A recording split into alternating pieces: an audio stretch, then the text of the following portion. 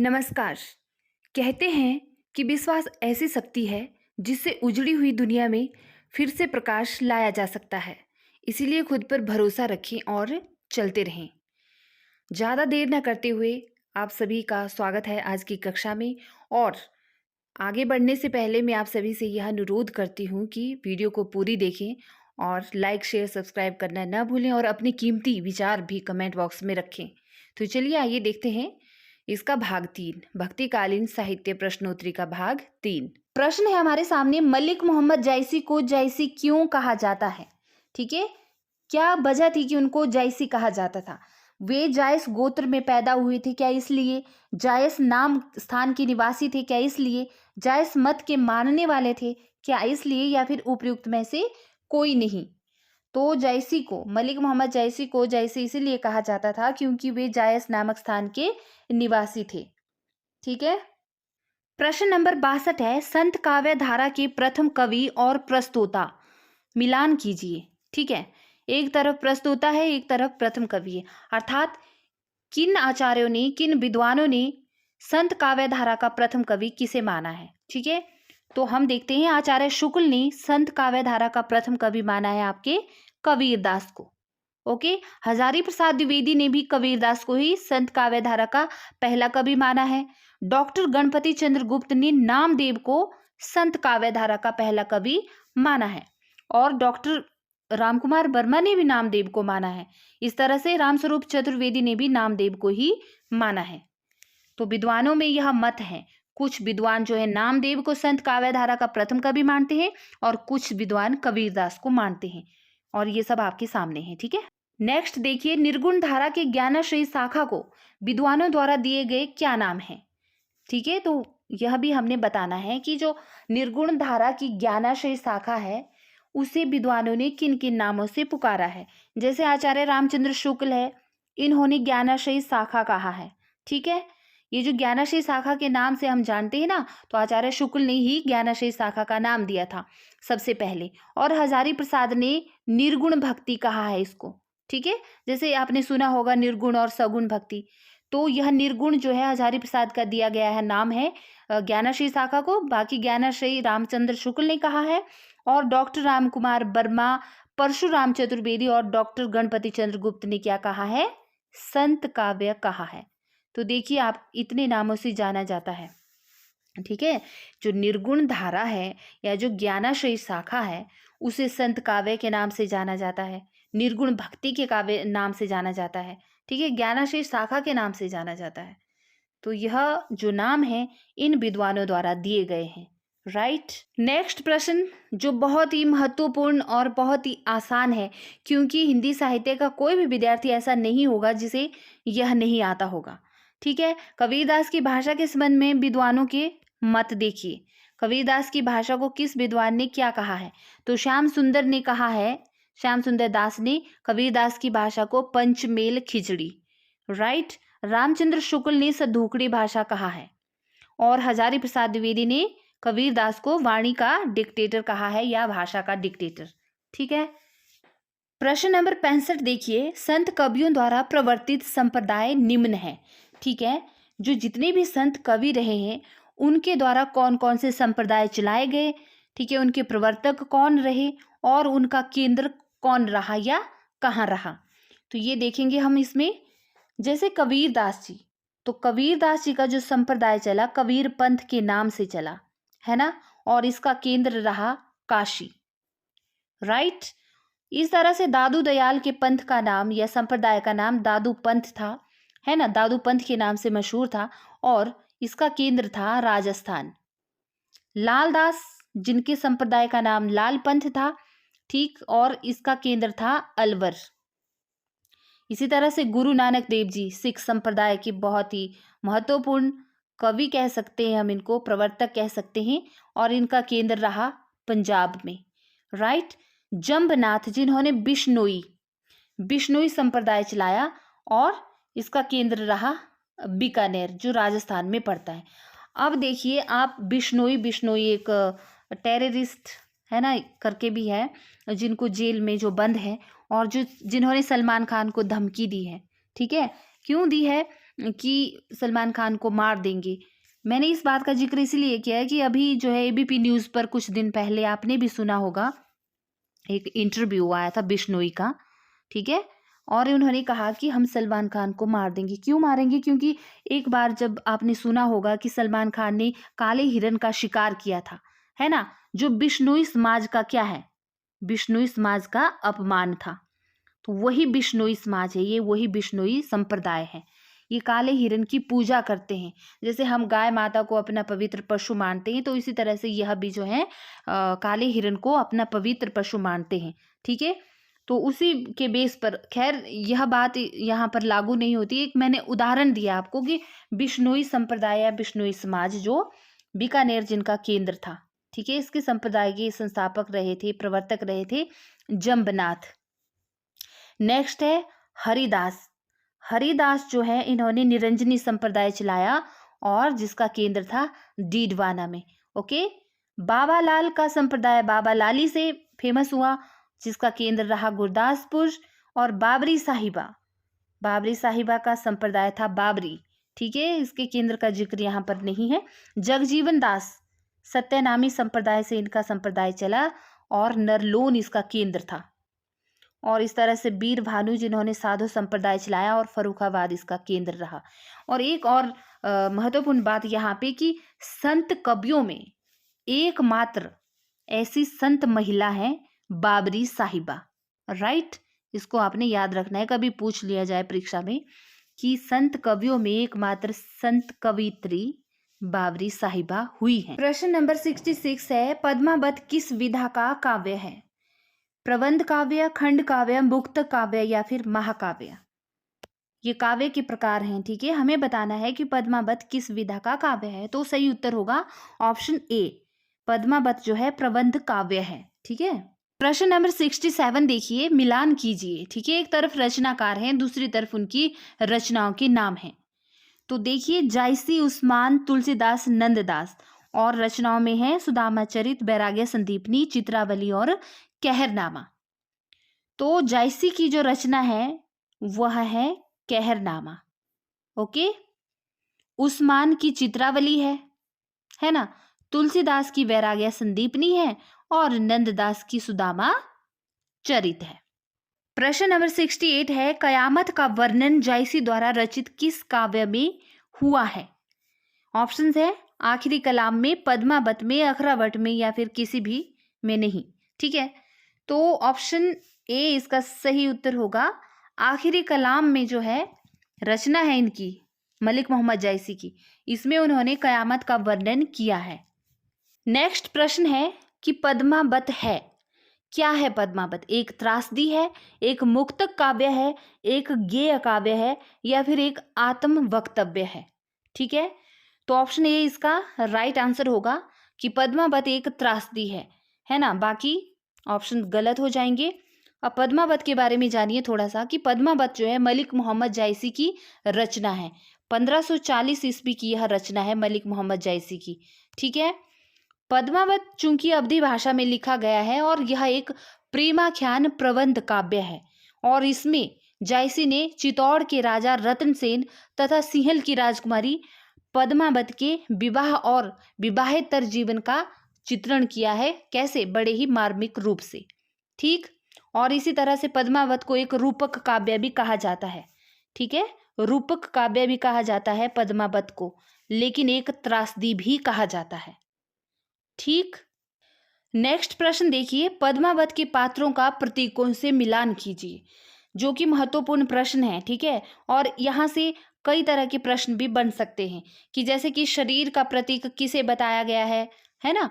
पद्मावत में मन का प्रतीक किस पात्र को बताया गया है। तो इस तरह से प्रश्न इनके बन सकते हैं। मैंने आपके समक्ष सही ऑप्शन में सही उत्तर रख दिए हैं। जैसे कि देखिए, नायक नायिका दिया है एक तरफ और एक तरफ इसके प्रतीक दिए हैं जो पद्मावत महाकाव्य में रचित है, ठीक है। जो पद्मावती है उन्हें बुद्धि परमात्मा का प्रतीक माना गया है या कहा गया है, ठीक।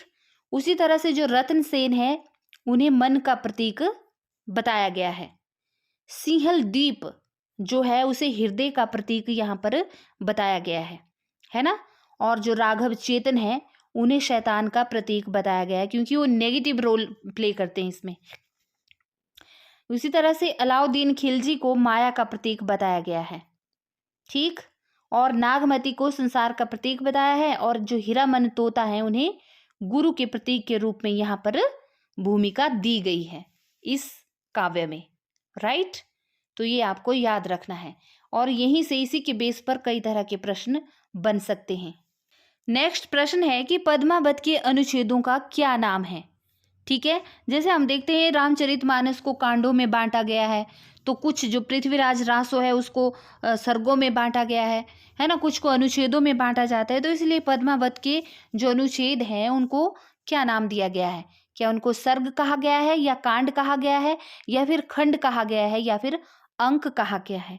तो ऑप्शन सी इसका सही उत्तर होगा, ठीक है।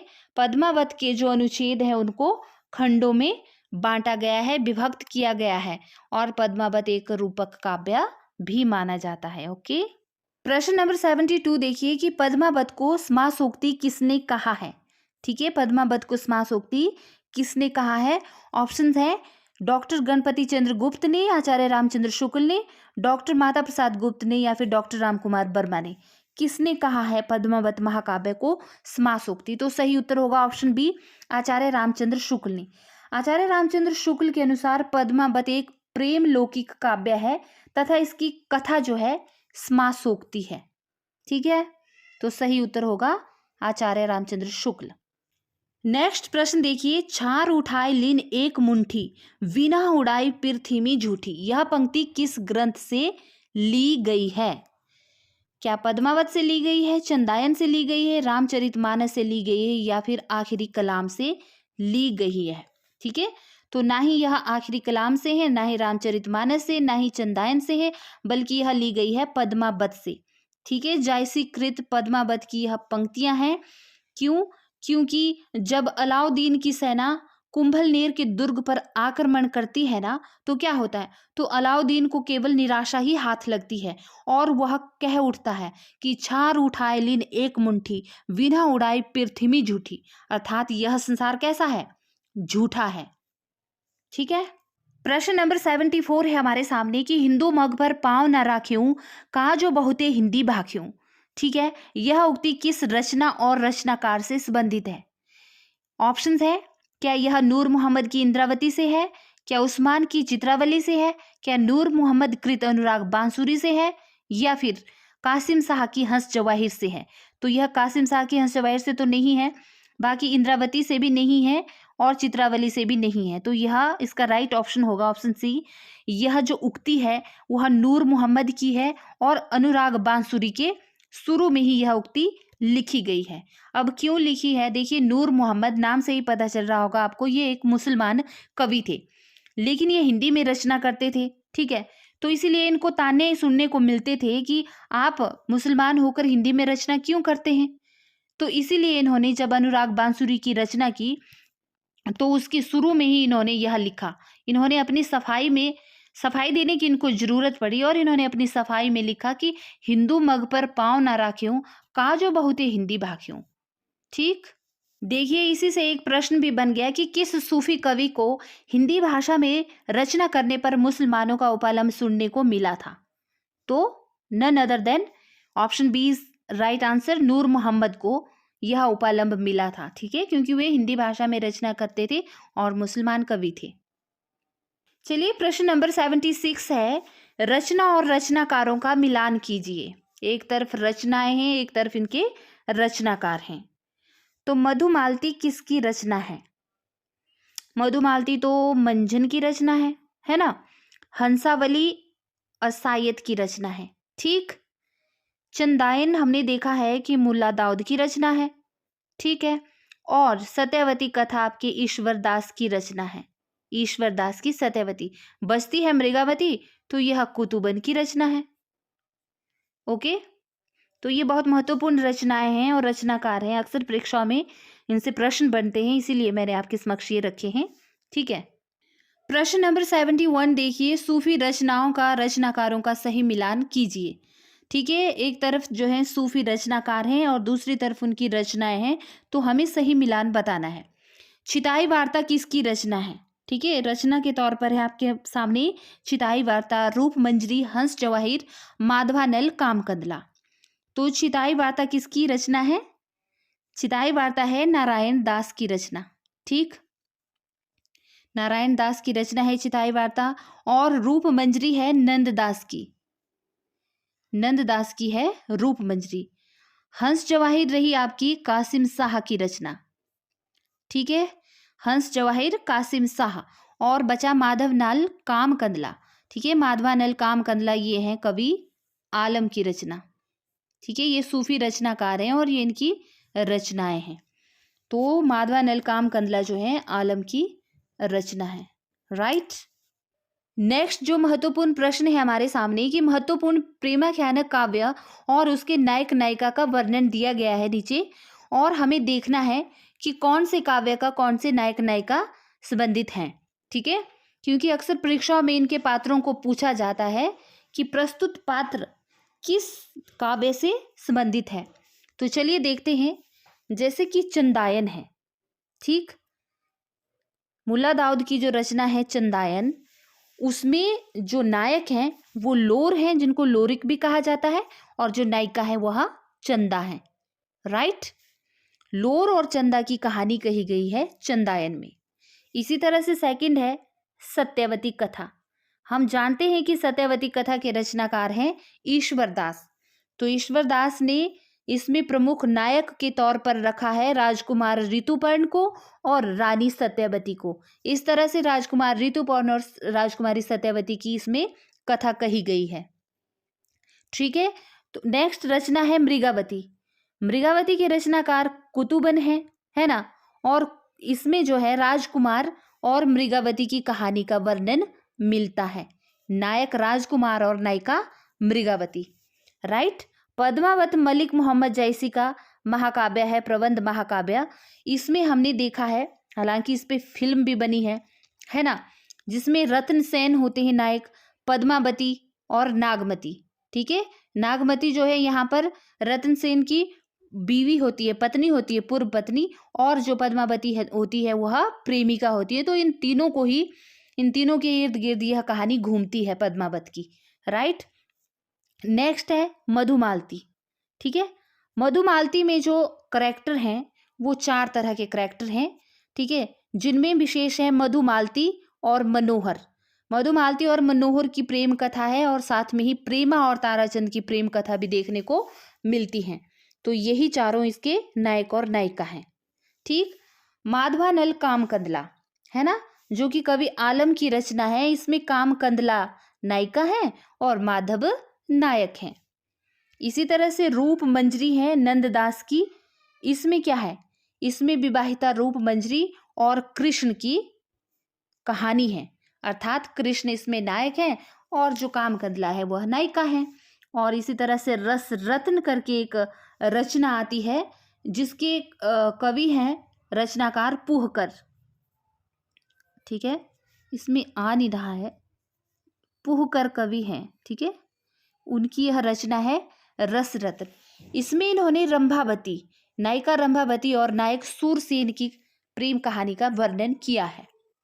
तो यह याद रखना बहुत महत्वपूर्ण हो जाता है, क्योंकि कोई भी कैरेक्टर पूछ लिया जाता है कि प्रस्तुत जो पात्र है या चरित्र है वह किस रचना से है। ठीक है, प्रश्न नंबर 79 देखिए, रचना व रचनाकारों का मिलान कीजिए। अब भक्ति काल है ना, जिसे कि स्वर्ण युग के नाम से भी जाना जाता है। तो इसमें बहुत सारे राइटर हुए हैं और उनकी बहुत सारी ऐसी प्रसिद्ध रचनाएं हुई हैं। तो इस तरह के बहुत सारे प्रश्न बनते हैं। तो एक तरफ रचनाकार हैं और एक तरफ रचनाएं हैं। ठीक है, इनका मिलान करना है।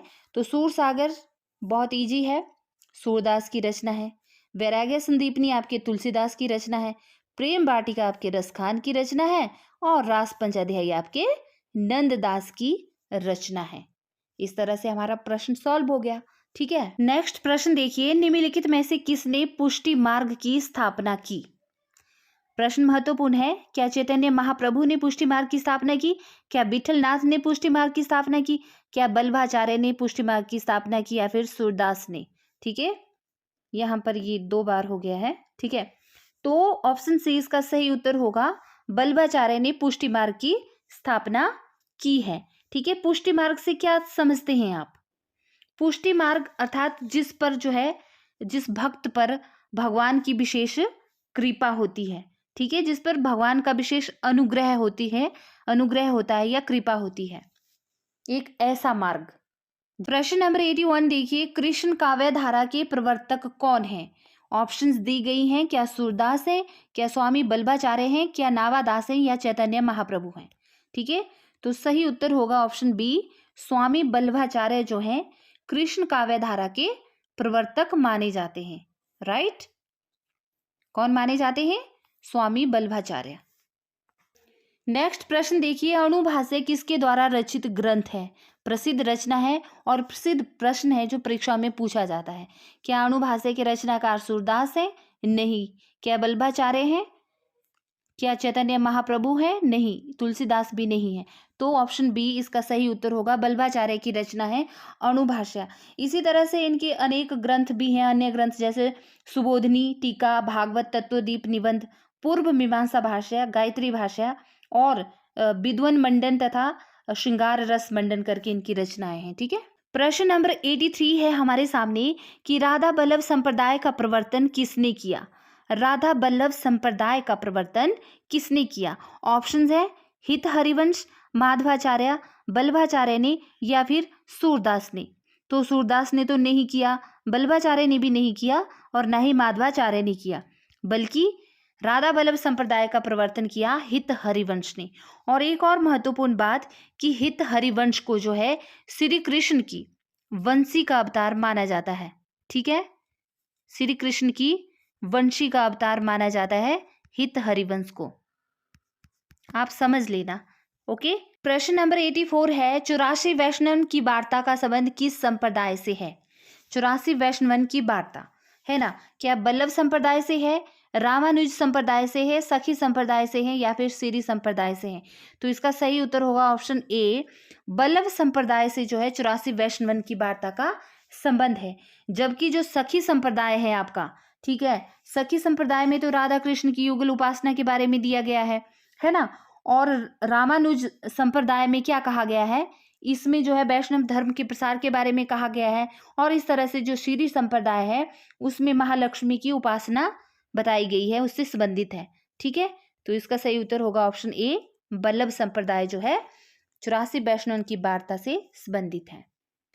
प्रश्न नंबर 85 है हमारे सामने कि अष्टछाप की स्थापना किसने की? ऑप्शन है हमारे सामने, वल्लभाचार्य ने, सूरदास ने, विठलनाथ ने या फिर गोकुलनाथ ने। तो ऑप्शन सी इसका सही उत्तर होगा, अष्टछाप की स्थापना विठलनाथ ने 1565 में की थी। ठीक है, 1565 ईस्वी में स्वामी विठलनाथ ने जो है अष्टछाप की स्थापना की थी। और इसमें अष्टछाप नाम क्यों दिया गया इसको? क्योंकि इसमें 8 कवि थे, है ना, 8 कवियों की इसमें छाप पड़ी थी, इसीलिए इसको अष्टछाप के नाम से जाना गया। इसमें 4 शिष्य बल्लभाचार्य के थे। कौन कौन से थे? सूरदास, कुंभनदास, परमानंद और कृष्णदास। ये 4 शिष्य इसमें बल्लभाचार्य के थे और 4 शिष्य इसमें विठलनाथ के थे। जो विठलनाथ के शिष्य थे वे थे गोविंद स्वामी, नंददास, चित स्वामी और चतुर्भुज दास। इस तरह से 4 मिला के 8 बन गए और इन्हीं 8 शिष्यों की वजह से, इन्हीं 8 शिष्यों की छाप की वजह से यह अष्टछाप नाम पड़ा। ओके, प्रश्न नंबर 86 देखिए कि हरिदासी संप्रदाय को अन्य किस नाम से जाना जाता है? ऑप्शन है हमारे पास, राधा बल्लभ संप्रदाय, सखी संप्रदाय, अष्टछाप संप्रदाय या फिर रुद्र संप्रदाय। तो इसका सही उत्तर होगा ऑप्शन बी कि सखी संप्रदाय को जो है, हरिदासी संप्रदाय को सखी संप्रदाय के नाम से भी जाना जाता है या सखी संप्रदाय को हरिदासी संप्रदाय के नाम से भी जाना जाता है, एक ही बात है। ठीक है, क्यों जाना जाता है हरिदासी संप्रदाय को सखी संप्रदाय के नाम से? क्योंकि इसमें जो है, इस संप्रदाय में सखी भाव प्रधान में रहा था और इसी सखी भाव प्रधान होने के कारण जो है इसे सखी संप्रदाय के नाम से जाना जाता था। 16वीं 17वीं शताब्दी में यह संप्रदाय था। ठीक है, 16वीं और 17वीं शताब्दी के मध्य में यह संप्रदाय चला था। राइट, प्रश्न नंबर 87 देखिए, रचना और रचनाकारों का मिलान कीजिए। ठीक है, एक तरफ रचनाएं हैं, दूसरी तरफ रचनाकार हैं। जो रचनाएं हमारे सामने हैं वो हैं जुगलमान चरित्र, भंवर गीत, बरवे नायिका भेद और साहित्य लहरी। तो इनमें से बताना है कि यह रचनाएं किस रचनाकार की हैं। जुगलमान चरित्र जो है कृष्णदास की रचना है। ओके, जुगलमान चरित्र हो जाएगा कृष्णदास। भंवर गीत है आपके नंददास की। तो बरबे नायिका भेद आपके रहीमदास की। ओके, और साहित्य लहरी आपके सूरदास की रचना है। राइट। नेक्स्ट महत्वपूर्ण प्रश्न देखिए, निम्नलिखित में से कौन श्री कृष्ण भक्ति का संप्रदाय नहीं है। ठीक है, किस संप्रदाय ने जो है श्री कृष्ण भक्ति नहीं की है, कृष्ण भक्ति नहीं की है। ऑप्शंस है श्री वल्लभ संप्रदाय, तत्सुखी संप्रदाय, हरिदासी संप्रदाय या फिर गौड़ीय संप्रदाय। तो ऑप्शन क्या होगा, ऑप्शन बी इसका सही उत्तर होगा। तत्सुखी संप्रदाय ऐसा संप्रदाय है जिसने कृष्ण भक्ति नहीं की। बाकी श्री वल्लभ संप्रदाय हैं, ठीक है, गौड़ीय संप्रदाय है, हरिदासी, इन्होंने जो है श्री कृष्ण भक्ति की है। लेकिन तत्सुखी संप्रदाय किससे संबंधित था, यह राम भक्ति की उपासना करता था। ये क्या करते थे, ये जो है अपने आप को स्त्री वेश में धारण कर लेते थे।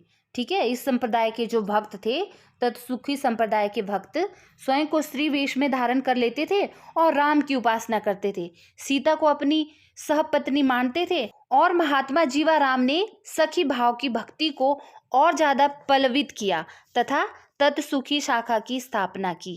किसने, जीवाराम ने। जीवाराम ने जो है तत्सुखी संप्रदाय की स्थापना की। प्रश्न नंबर 89 देखिए, निम्नलिखित में से कौन सा कवि अष्टछाप का कवि नहीं है।